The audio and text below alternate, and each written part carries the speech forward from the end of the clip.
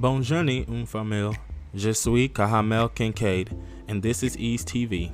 And welcome to which stands for Unreleased Music Potential Hits, where we will talk about popular artists who had unreleased music that could have been potential hits, but for some reason just wasn't released, whether it be due to their record labels, the shift of the music industry, or just by bad timing. In this episode, we will talk about the R&B singer Brandy.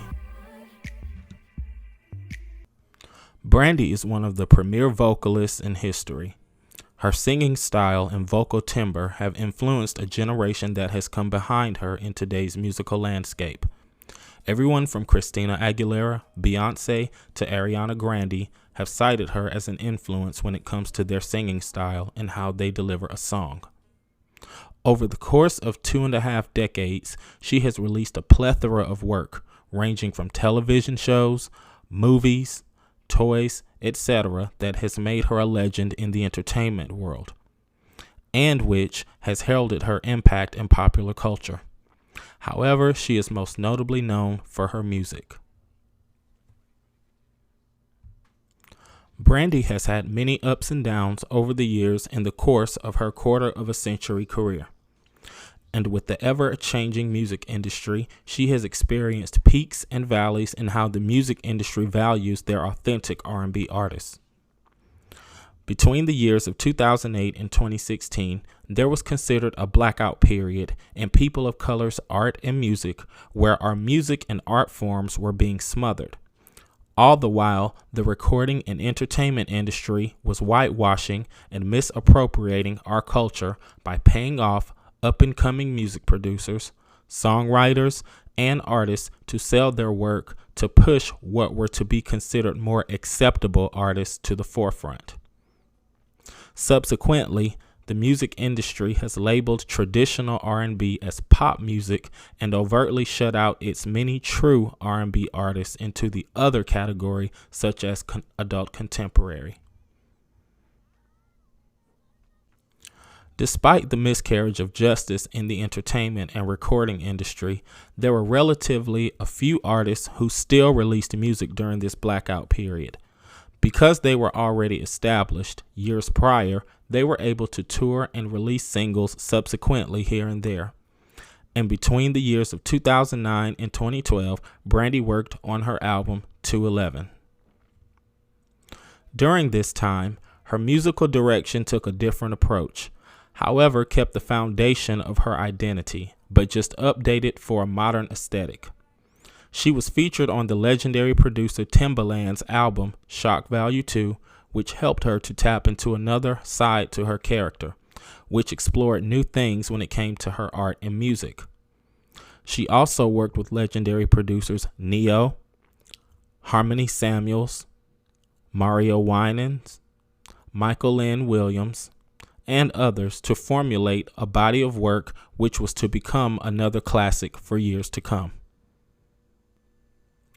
Brandy was also inspired by the younger generation of artists such as Frank Ocean, and subsequently worked with him in order to finalize her new sound of R&B. And as a result, her album 211 was finally released on October 12, 2012. And the first single released from the album was an up-tempo dance track called Put It Down, featuring Chris Brown. The song was a major hit and a great fire starter to regarner the public's interest in the venerable artist.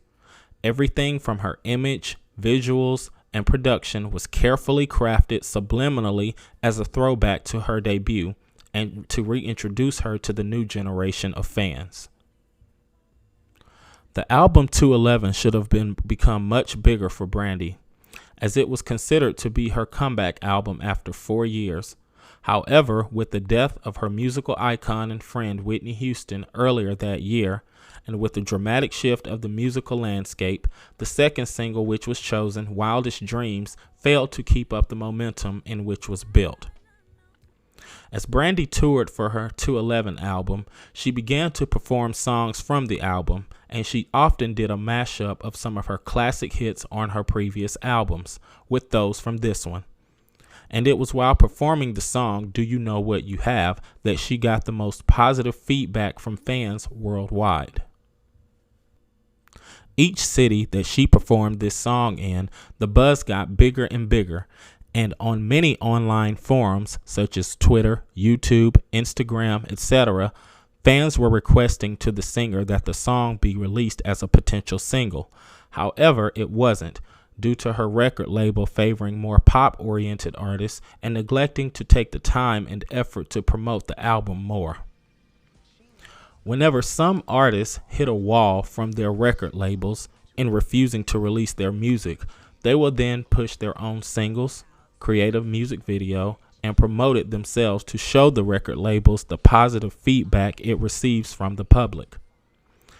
And A. Marie is a good example of how an artist takes their career in their own hands sometimes and releases their own music based off the reaction she got from the public when she performed it, as noted by her song One Thing.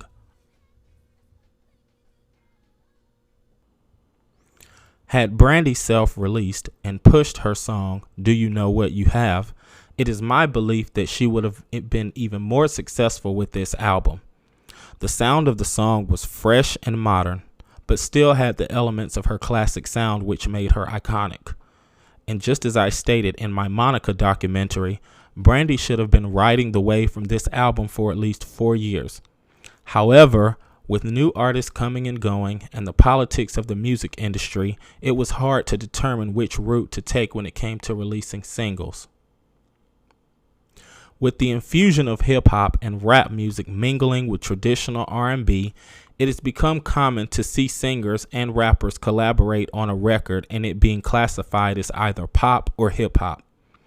The distinction between the genres has become so disfigured that most individuals incorrectly categorize the music styles of today.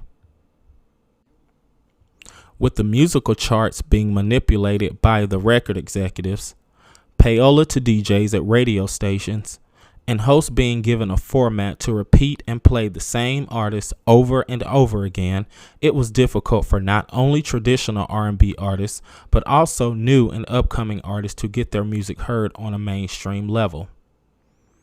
As previously chronicled in the Monica documentary I produced, starting in 2007, Soulja Boy was the first artist to utilize the internet and led the charge in new and upcoming artists to create their music and distribute their content worldwide without the use of a major label. And since the 2010s decade, many other artists, such as Chance the Rapper and others, have followed his blueprint in not needing to sign with a major label in order to become successful in the recording and entertainment industry.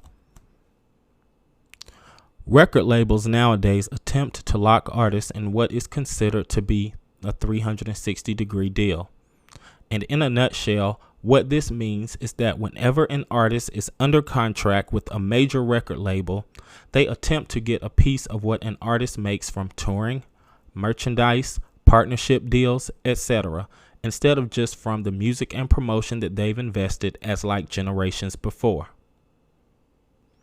This has turned many new and upcoming artists off, and as a result, many are beginning to go independent and self-release their own content, where they are able to make and keep a larger percentage of their earnings and control and distribute their master recordings.